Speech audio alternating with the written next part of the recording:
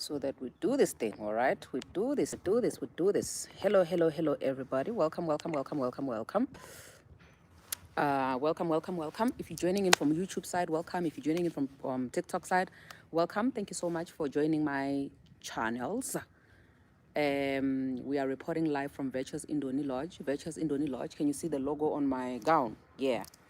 Virtuous Indoni Lodge is at 70 George Road in Midrand. This is going to be our home, guys. I wish I could give you guys a tour of how this place looks like. It's so beautiful. You know, this is going to be our home for all our future events that we're going to be doing. But I have a beautiful message for women in South Africa because today is Women's Month. Happy Women's Day to every woman in South Africa. Hello. I see the comments. Wongani, beautiful, my sister. Thank you so much. Yeah, so this is going to be a very quick live night. It's not going to be one of those usual lives that we do where we do it for like 2 hours and whatnot. And the reason for that is because I have an event that I need to get to where I'm going to be one of the speakers for the day, you know, for Women's Month.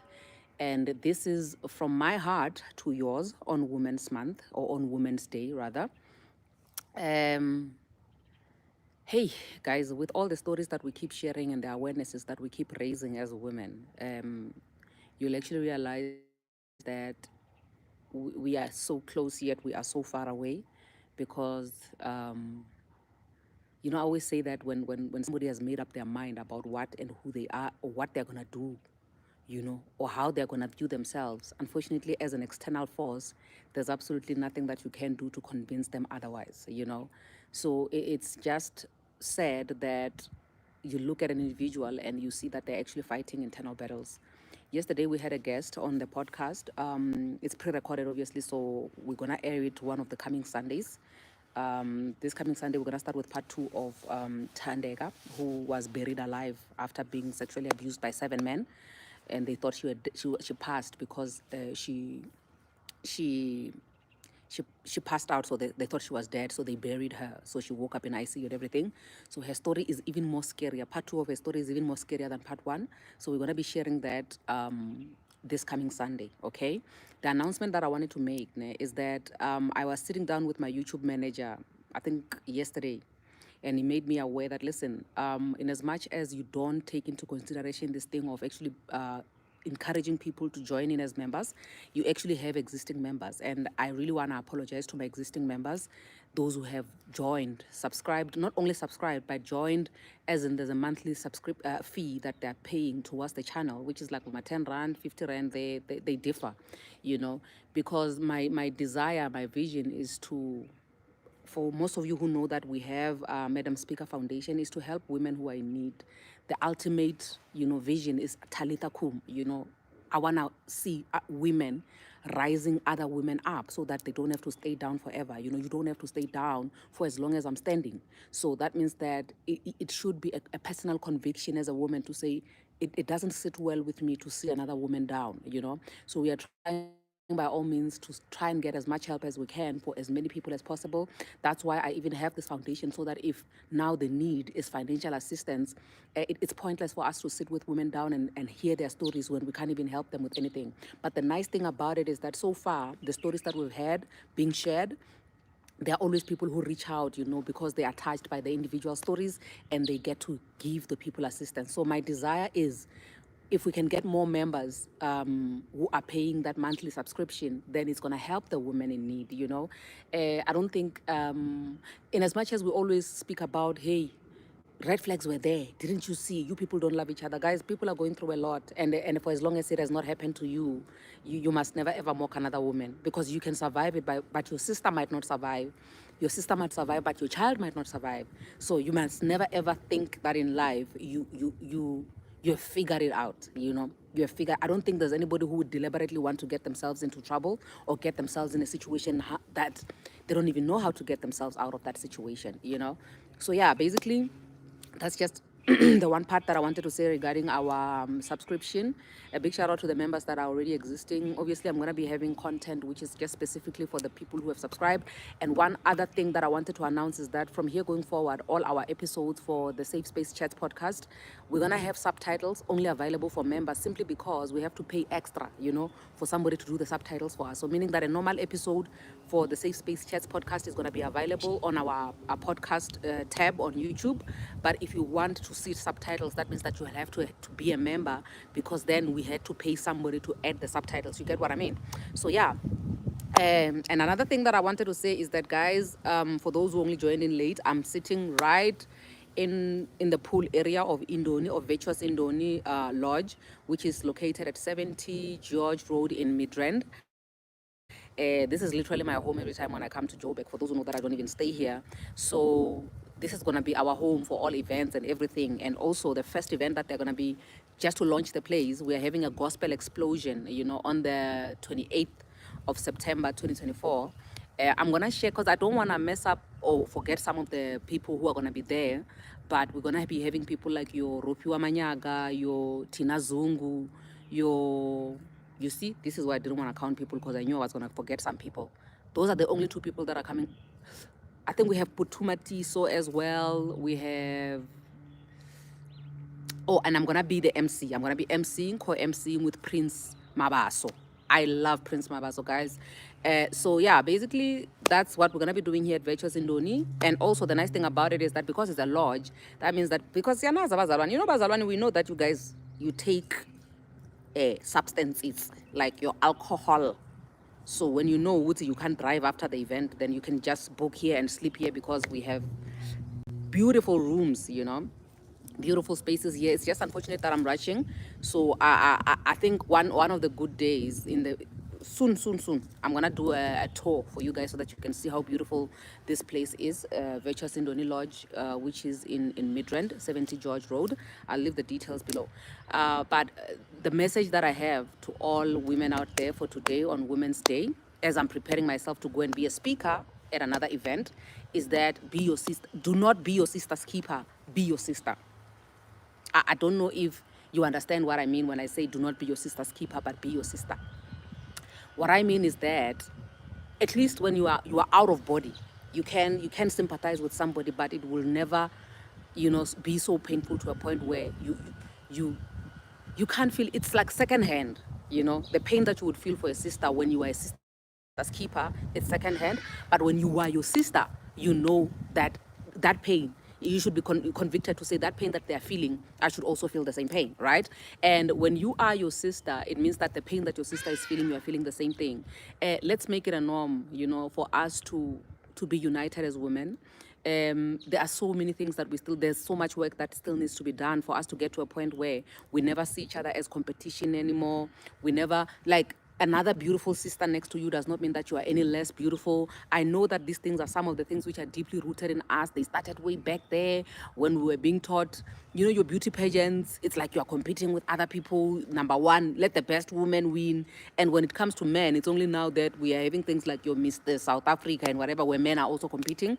But women are the ones who have always been in the competition, to compete against each other. And obviously, to a certain degree, when you're competing against someone, that's your enemy, or you must have some sort of resentment towards that person, especially if they're gonna win against you. And that person also must feel superior to you because they have won against you. We need to do away with that, Can we promise each other as women that we're going to be the last generation that has to deal with that nonsense? Our kids don't have to see each other as competition. They literally have to, you need to mirror your sister. You see yourself in your sister. You get what I mean? And also another thing, let's keep empowering each other.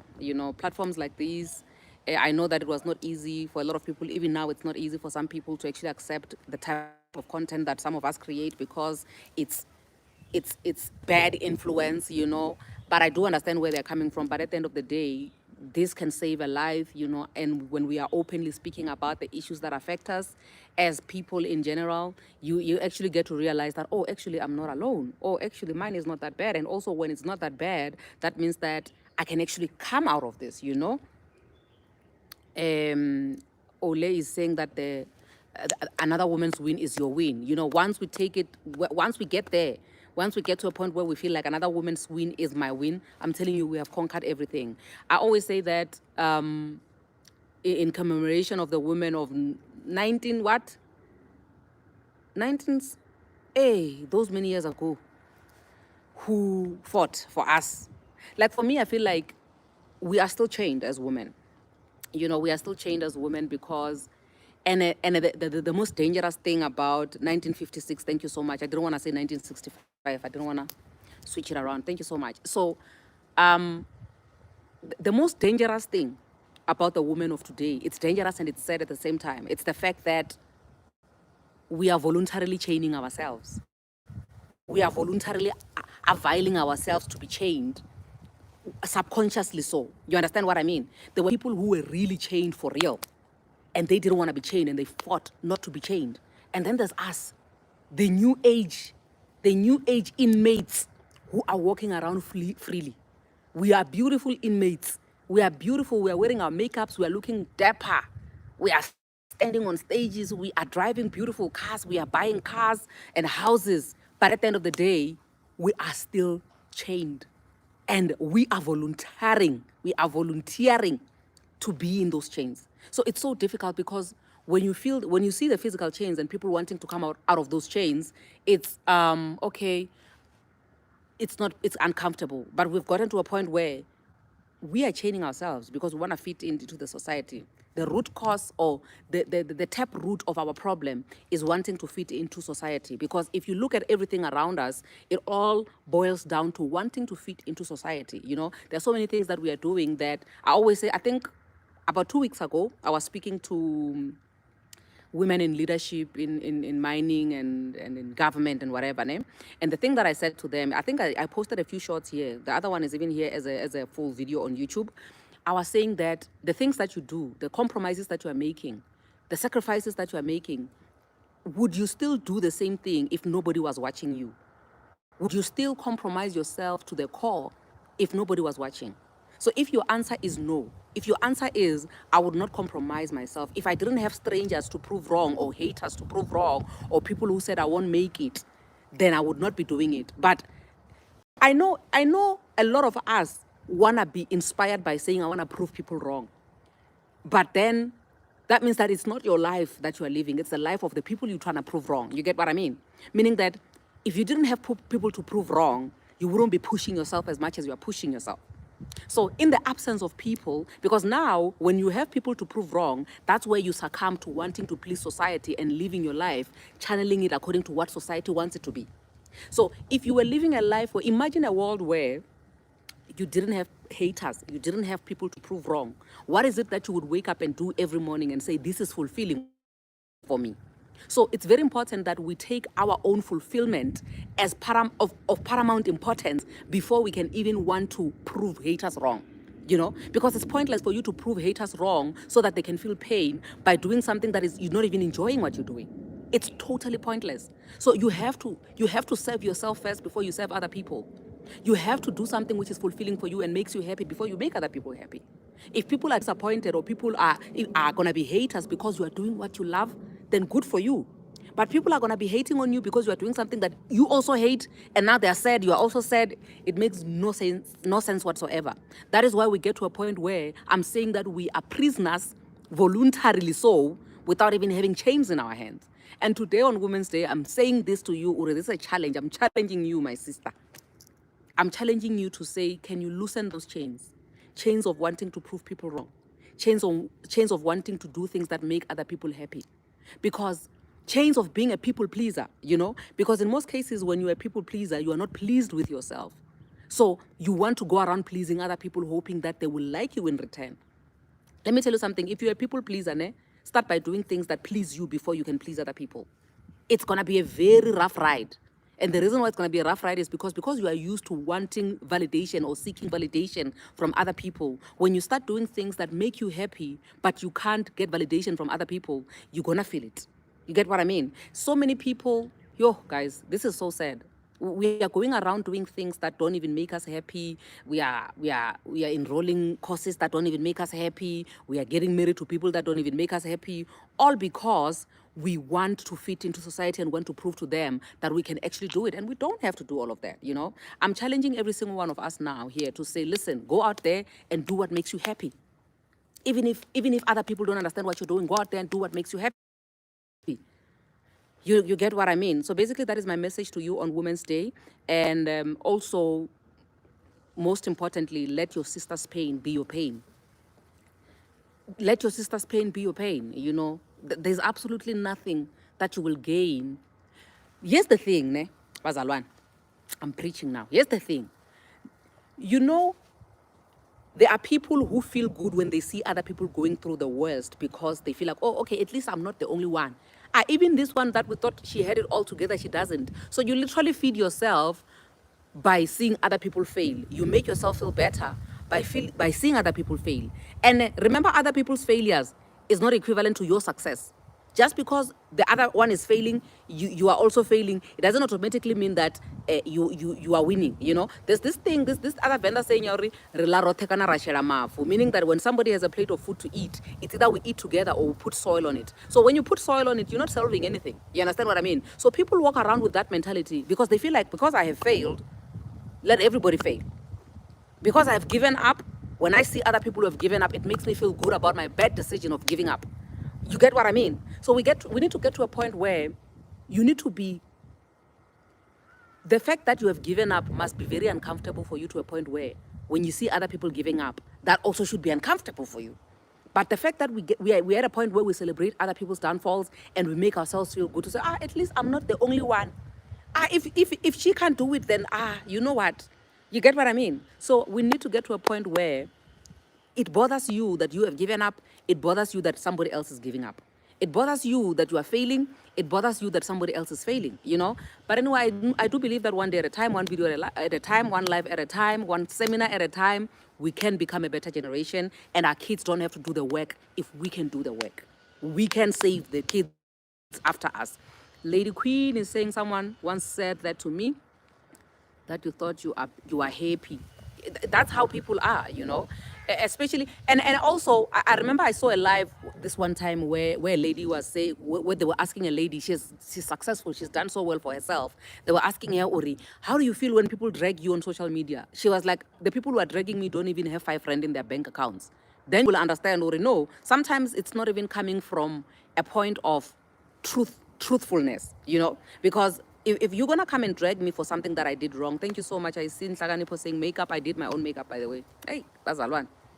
Anyway, sometimes we drag from a point of hunger, from a point of frustration, from a point of resentment, because when we look at people who have succeeded, people who are ahead of us, we see the successful version of ourselves, but we didn't get there. So because they got there before us, or they made it, then we must make them suffer and feel pain for getting to where they are. You understand what I mean?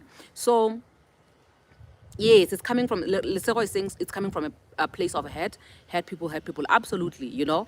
And the amount of time that you are wasting hating on other people would be the amount of time, it's equivalent. The amount of time you are wasting hating on Perseverance because she has done well for herself is the amount of work you need to put in and the time you need to put in to rebuild whatever it is that has not worked out in your life. You know, this one time I remember on Facebook, I was dragged, you know, for this co-parenting thing, for those who know. And when we tried to sue, to get to reach to the company where the girl was working to say, listen, we wanna take the company on, you know. We wanted to make money out of the company. Like, okay, this is a good ground. What this girl has been saying has been representing this company in a bad way. So we're gonna make money out of this company. Only to find out the girl is not even working there anymore. She has absolutely nothing to lose, you know. And you can tell, oh, okay, so sharp, this means that this is coming from a place of hurt and brokenness, and a place of I wish I was where you are, and from a point of I just want you to feel some sort of pain because I'm feeling pain because I have failed in my life. You understand what I mean? So people really, in most cases, they do that from a point of hurt, but there's no dustbin for a human being. We cannot bury people alive for as long as we still have breath in us. Let's show each other kindness. Let's show each other love. Let's help a sister out.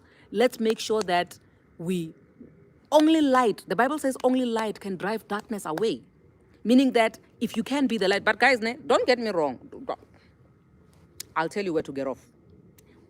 When we have to engage and one, Mara life, sometimes you must balance it with a little bit of a foot ache, ne? So that's me. I'll balance it with a foot ache. But at the end of the day, I'll pray with you, I'll advise you, I'll tell you what is right. I will try my level best to not make other people cry because of me. You understand what I mean? Yes, the Bible says, "Funa wa haubunga uchi funa." Love your neighbor as you love yourself. So basically, that's what we need to be doing. So, but guys, anyway, with that being said, I have to love you and leave you. I'm going to Springs now. I have an event there, and tomorrow I'm gonna be in Soshanguve. That event also is fully booked.